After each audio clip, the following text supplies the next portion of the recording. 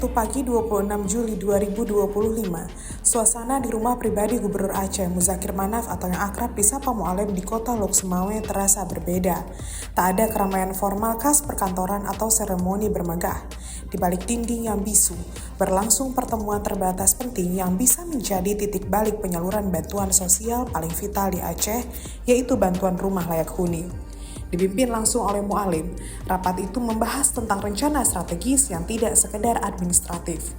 Mualim menyatakan tekadnya untuk membentuk satuan tugas atau satgas khusus yang mengawasi program bantuan rumah layak huni. Ini satu kebijakan mendesak untuk menghindari terulangnya kembali praktik kotor dan culas dari mafia rumah bantuan.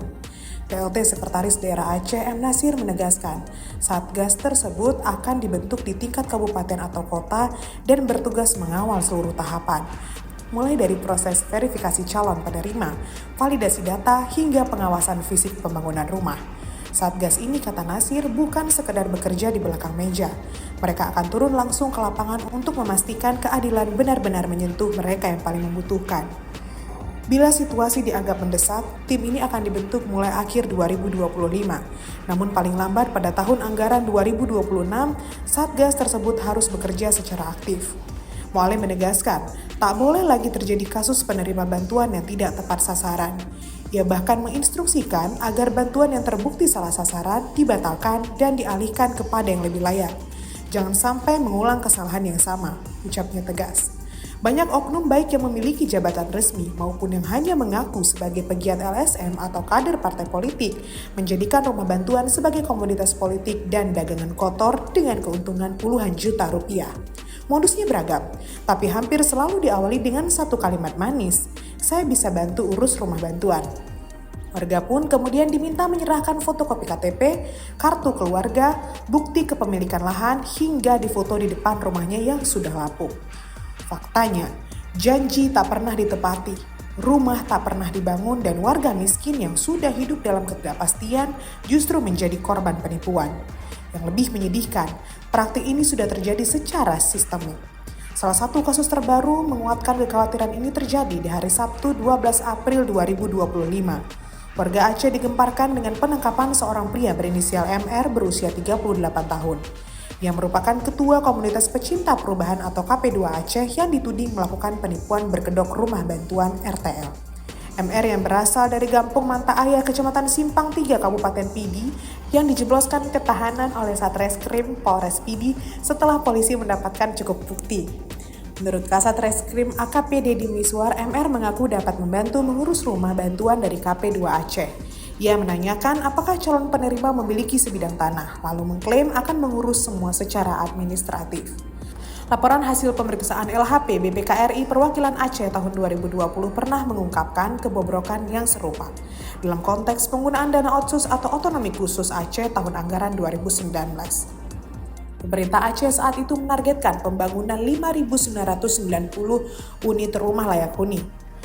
Tapi hasil pemeriksaan BPK justru menunjukkan bahwa 1.217 penerima tidak memenuhi syarat. Ada yang berusia terlalu muda, ada yang sudah pernah menerima bantuan serupa, dan yang paling mengejutkan, ada yang ternyata sudah meninggal dunia. Dinas Perkim Aceh saat itu berdalih tidak memiliki cukup waktu untuk verifikasi faktual karena data penerima baru diterima saat penyusunan akhir dokumen renja. Akibat lemahnya validasi dan tidak adanya koordinasi yang baik antar instansi, data calon penerima yang masuk dalam RKA dan DPA pun dipenuhi cacat. Kondisi ini tak hanya merugikan keuangan negara, tetapi juga menghancurkan kepercayaan publik terhadap sistem. Bantuan yang semestinya menjadi penyambung hidup malah menjadi alat pemerasan dan kebohongan. Kini, ketika Mualim melangkah membentuk Satgas, harapan baru pun muncul.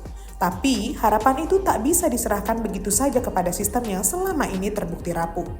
Pembentukan Satgas harus disertai pengawasan ketat, transparansi, dan keterlibatan publik. Yang lebih penting, tim ini harus diisi oleh figur-figur dengan integritas dan keberanian moral yang tinggi. Karena jika tidak, maka nama Satgas hanya akan menjadi simbol baru dari kegagalan lama. Rakyat Aceh, terutama mereka yang telah tinggal di rumah berdinding papan lapuk, beratap seng bocor, dan beralas tanah becek, tak butuh lagi janji kosong. Mereka butuh rumah, tapi lebih dari itu mereka butuh keadilan. Butuh rasa aman bahwa bantuan dari negara atau pemerintah Aceh yang saat ini dipimpin Mualem dan Deva tidak lagi berputar ke kantong mafia.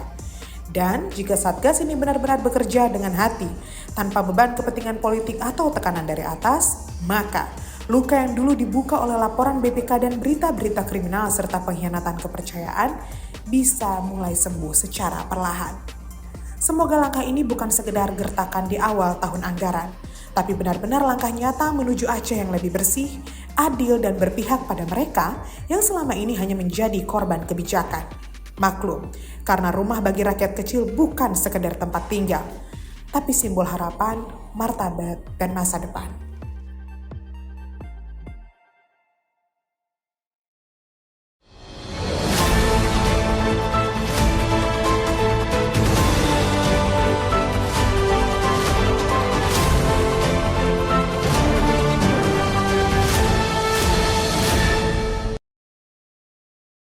Jangan lupa like, komen, dan subscribe.